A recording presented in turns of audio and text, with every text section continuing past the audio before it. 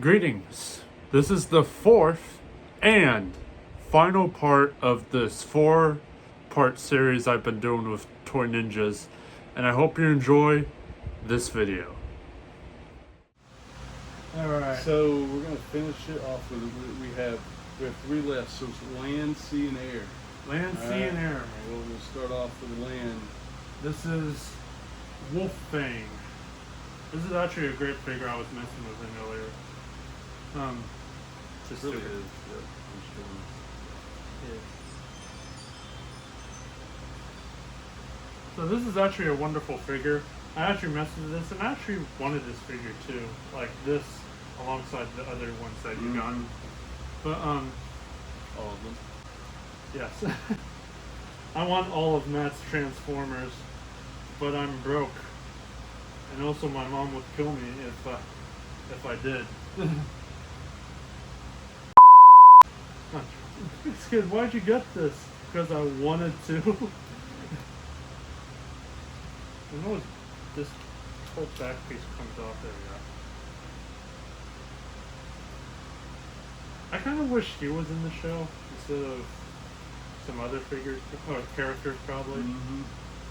Fairly tight. I don't know if this is the reissue or the original, because they did their reissue along with Retract and Cybertruck.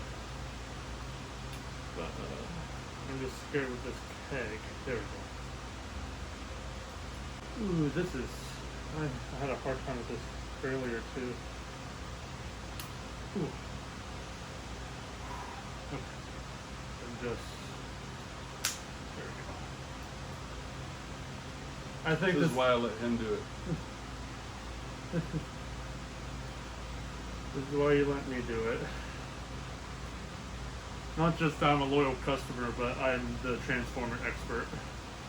One of many experts. Okay, here is Wolf Fang. And this Cool looking robot.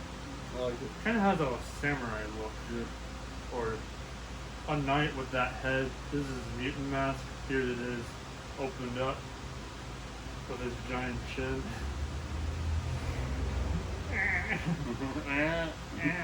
That's what he looks like. Yeah, He-Man. Yeah. Give him his gun. That's just his butt. Give him his shield. That's also his back. He's definitely one of the more thought out figures, I think. And these ribs become missiles. Oh, see,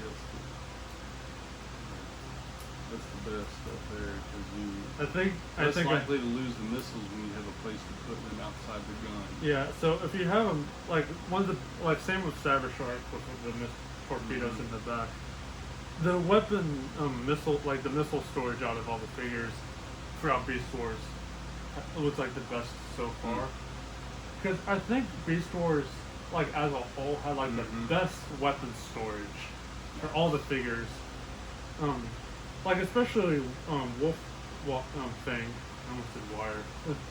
Wolf Fang definitely has like the best weapon storage for his gun, his shield, and the his little torpedoes too. Awesome. So they really did a good job with like storage off of that. So it's not standing. Okay. Put his mask down too, why not? So that's really great. Oh look, it is Tigatron's girlfriend. Yep. Because they did relationships in Beast Wars 2, which is interesting by itself. Right? It gave the writers more, able to write more in-depth stories. Yeah. So this is Air Razor. Hence the name, she is an hawk, or a bird that goes in the air. Has a cool flapping feature. That's what I was waiting for that. But here's why she's called Air Razor. You can pull out these blades, so clamping claw action, which is weird because it feels like a transmetal field, right? But it's like earlier in the day of Beast Wars. But I heard she had gold plastic, but I looked online and she's not suffering from GPS. So let's see if I can do this real quick without breaking it. I think this has just got to be an easy one, honestly. Now, sadly, this figure is missing a few pieces. She is missing a shoulder pad and also her weapon. So we're not going to be looking at the weapon, sadly, but doesn't matter anyway. Because it's a smaller figure. Just carefully.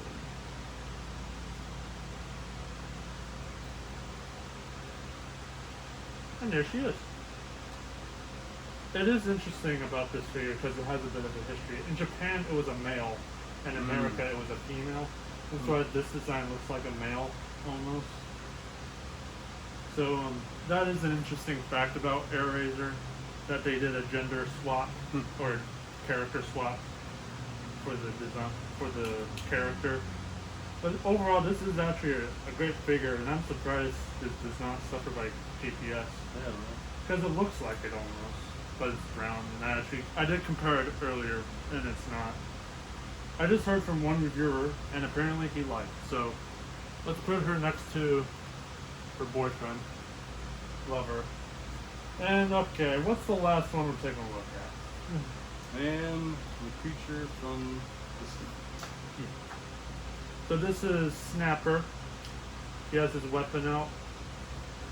That kind of becomes part of the show, because Beast Wars. Here's his gun. I think he has like the best weapon storage, because you can just fold it in the back and it just vanishes. Yeah, you don't see it coming. And I just like this figure partially because it's a turtle. That's why I got it from you. It's because it's a snapping turtle. turtle. So this is an alligator snapping turtle. That's why he is a Predacon. But it's definitely one of the more funner look of the animal forms, I think. Absolutely, yeah. Especially that shell. They did a Yeah, wonderful they did a good job with them. on the shell.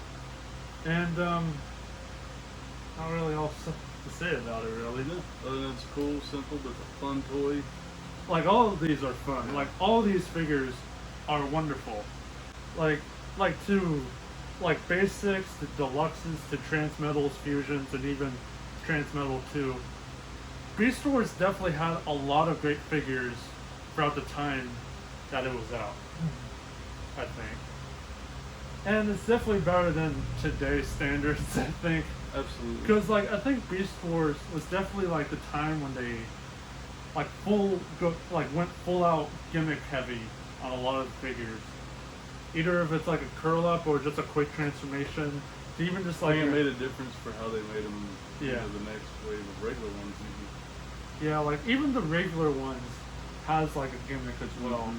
Like, to, retracts his curl up, to, even the masks on some of them as well. Beast Wars is definitely like a time, like before its time even. Yeah, because honestly, before, or I was well into regular Transformers and Beast Wars. It took me a while at first. I was like, well, I wasn't quite sure on the toys yet, because I like the regular robots and then now they're animals, and I really. Anyway, it took me a while before I was. So you were Shark, not Monkey. Yeah, but it really took the show. Yeah. Like me watching the show and getting invested in the show before I really. And then I was like, okay, those are cool. The show, along with the toys, did wonderful. Like, the show itself was great. I wish in the show they had a lot more characters like they did with the toys. But like G1, not all of them made it, of course. But like, these figures are great. The lot that we took a look at are like a great selection of like throughout all the time in Beast Wars. Yeah, for sure. So I think this was definitely a great day for this lot of reviewing. Absolutely. So yeah, I want to thank Matt for letting me come over to the shop and do a video. Absolutely. Yeah, it's because I've been helping him out by other videos from the past as well. And I thought it was like, and I just told him one day, hey, do you mind if we could just do a video? And he said, yeah. So we just decide to do this just for fun. So I think that's about it, right? Yep. Yeah. So- yeah, I think it's fun. It's been a fun time. We'll see y'all next time. Yeah. As always, my name is Pixkid, and we'll definitely see you next time. All right. And that is it. That is it. That is all she wrote, really. It's been a blast doing this collab with Toy Ninjas, and a huge shout out to Matt for letting me do it in the shop as well, and let me borrow the figures from the shows so I can do the editing as well with that. So huge thanks to him so much. This has definitely been one of the biggest projects I've done on the channel, because like I said, it took 45 minutes of recording just doing that, and doing a 4-part series, and partially doing all the small fun bits as well throughout the videos. It's taken the most amount of work, the most amount of energy, and it's definitely been a learning experience for me for editing wise, and also a smidge of animation as well. And that is pretty much it. As always, my name is Pixkid, and I'm going to college.